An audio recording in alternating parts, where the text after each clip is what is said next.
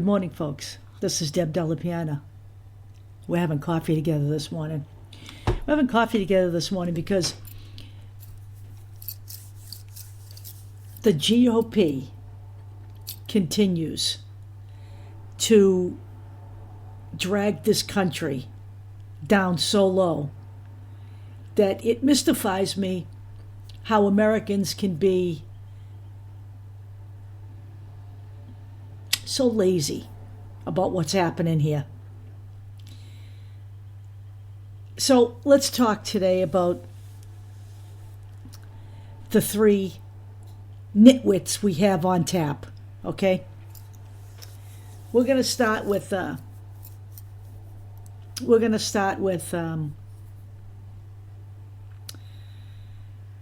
Matt Gaetz. Let's forget the fact that the man's under investigation for sex trafficking, even as the GOP postures itself on the approval of Ketanji Brown Jackson,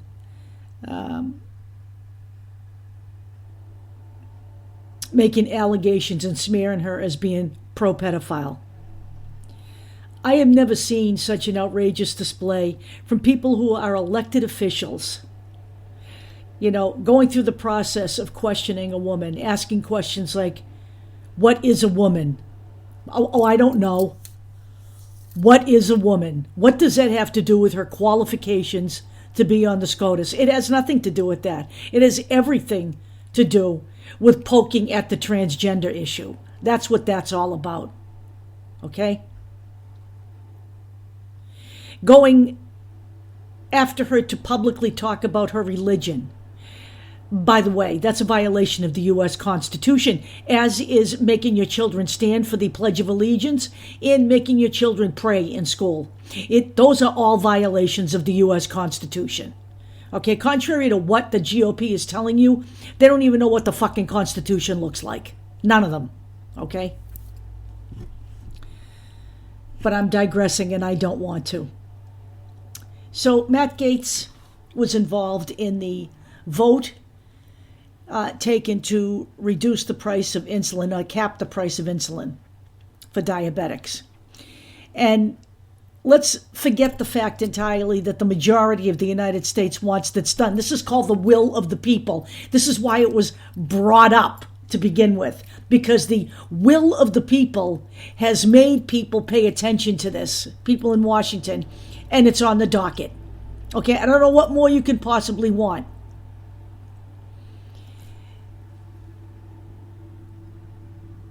On the Republican side of the ledger, 197 chose to vote against that, directly proving my point that the GOP does not govern and they are not about the people, ever, at any fucking time, okay? But Matt Gaetz is probably the most heinous of those who didn't vote, because he chose to open his big fat mouth after the vote was taken. And in justification of his no vote, this is what Matt Gaetz had to say.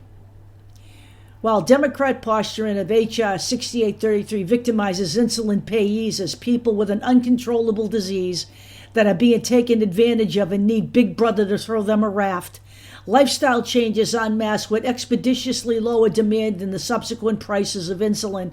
90 to 95% of people with diabetes have type 2 diabetes, which can be prevented or delayed with healthy lifestyle changes, such as losing weight, eating healthy food, and being active. Arbitrary price controls are no substitute for individual weight control.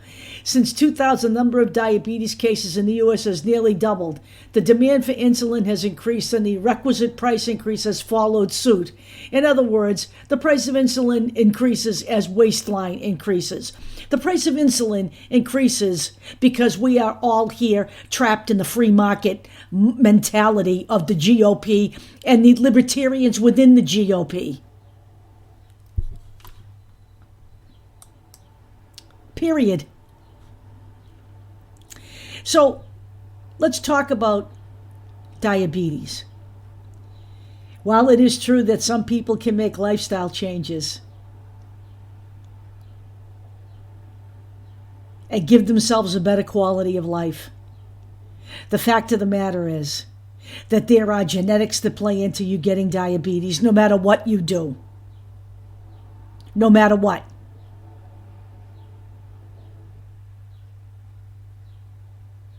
Period. The second thing is poverty in America. Another thing that the GOP will blame on the people who are poor. Because, of course, these people choose to be poor. Because living on the fucking streets and having people bring you food in the winter is what they choose.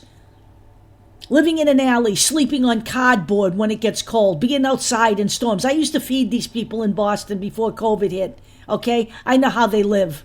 Nobody chooses this bullshit because nobody's riding the system to financial freedom and wealth. I have been homeless with 2 kids. I can tell you, no one's riding the hog, okay? Wake the fuck up. Poverty is another cause of diabetes because the food that people can afford to buy, even when it is given out at a food pantry, is all food that is based on pastas and rices and not much of anything else. It's called filling the belly at the expense of the health. And this is what goes on in America. And Matt Gaetz is a heinous, evil, fucking prick. He is the kind of man who doesn't deserve his political office. And by God, I don't even know how he is serving right now. Except to say that the GOP doesn't hold anybody accountable. Go back through history and look at when both sides of the ledger have been caught in corruption. Generally speaking, the Democrats resign and walk the fuck away. The Republicans, they stay right there and continue doing what they used to do.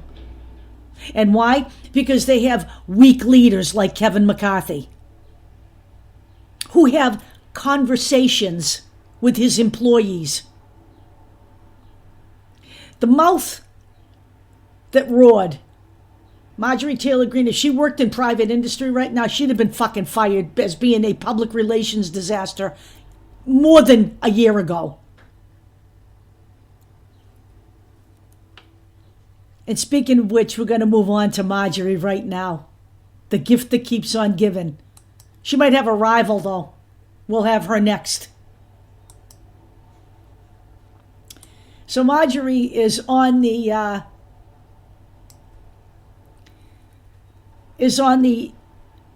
Ketanji Brown Jackson train, but she's coming from the pro-pedophile thing, but she's also talking about indoctrinating and how virulent the LGBT community is because we're indoctrinating children. You know what? The pedophile label on gay people is old. We have been listening to this since time immemorial. That excuse has been used to curtail our rights. We are not pedophiles. In fact, the vast majority of pedophiles are white heterosexual men. Real statistic from real science, which I know no one appreciates on the right because they're too busy reading memes and getting their news from people like Marjorie Taylor Greene and Fox. And we're going to talk about Fox too, as it relates to Marsha Blackburn.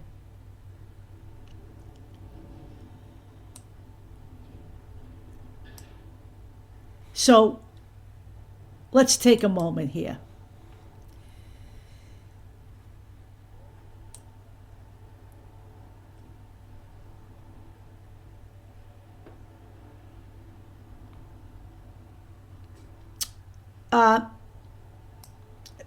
Marjorie Taylor Greene has reacted to the 3 GOP senators who have come across the aisle and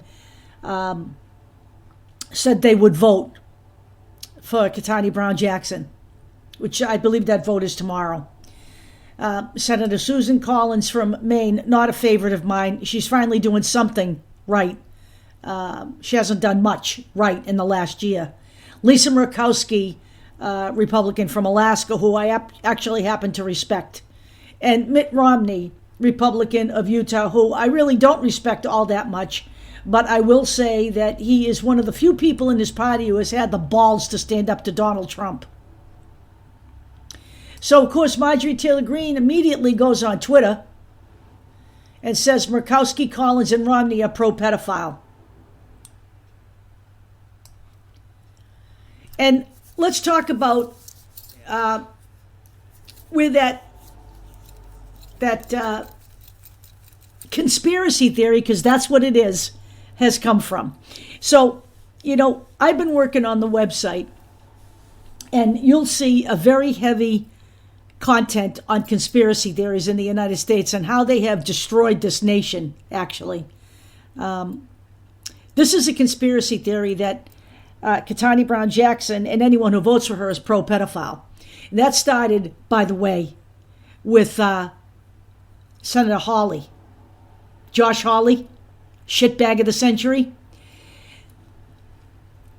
I have to tell you that these conversations actually take people outside the realm of what you should be looking for in a Supreme Court justice, because the fact of the matter is that Hawley has voted to approve justices with the same kind of records, people who look outside the recommended guidelines to sentence people. It has been done forever. And many judges have done it, including ones that Josh Hawley has approved. And it is such a heinous accusation that the National Review called these innuendos and statements, quote, meritless to the point of demagoguery, end quote.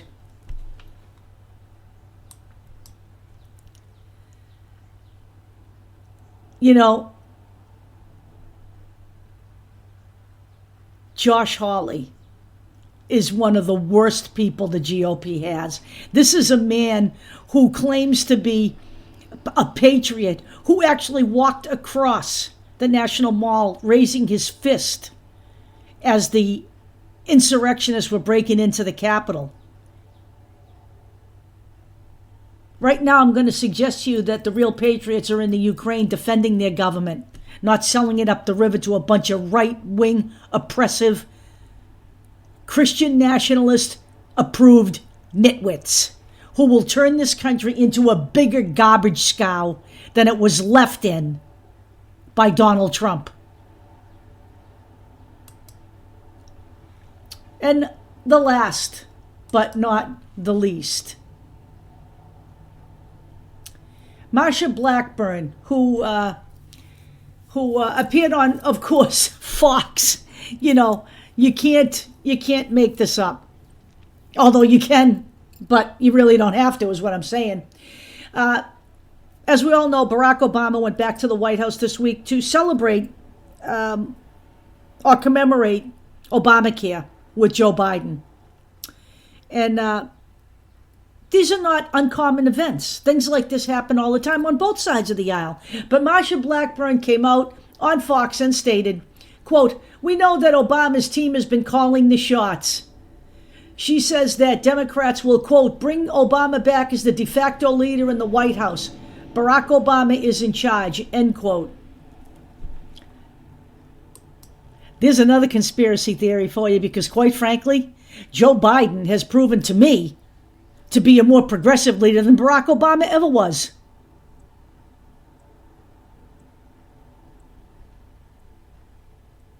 I don't promote the Joe Biden is feeble thing because I haven't seen it. He pretty much stands on his own. This is another, what we call, conspiracy theory. And again, people getting their news from Fox, you really don't have a clue.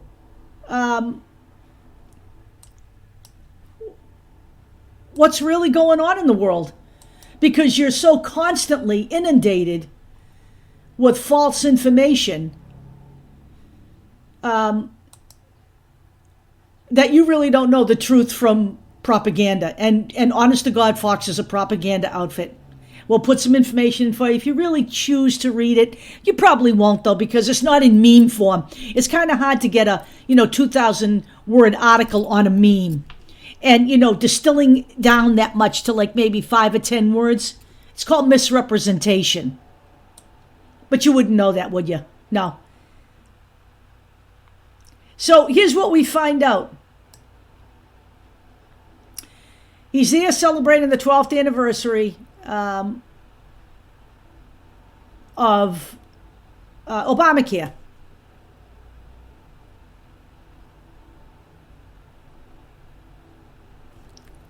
So,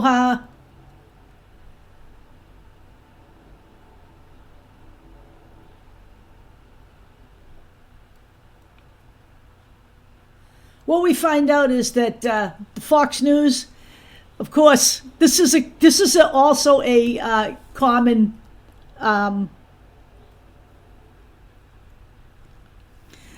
tactic of Fox.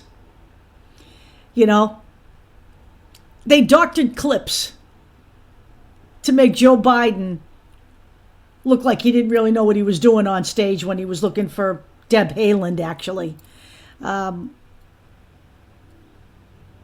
He looked confused because he was looking for someone who should have been where she should have been and wasn't quite there at that moment because she was coming up on stage to speak.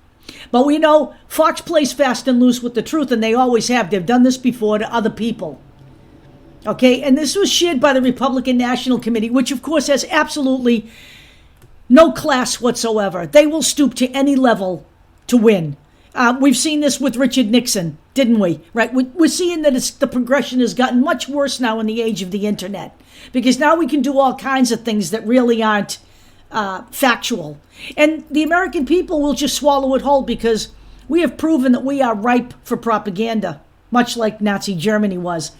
And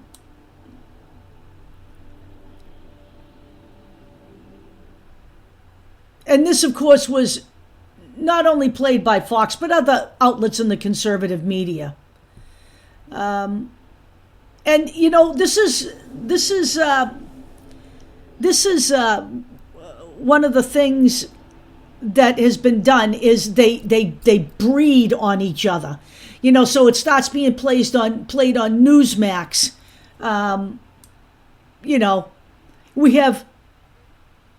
We have people talking about, this is why I pulled up the 25th Amendment and read it again. It's amazing.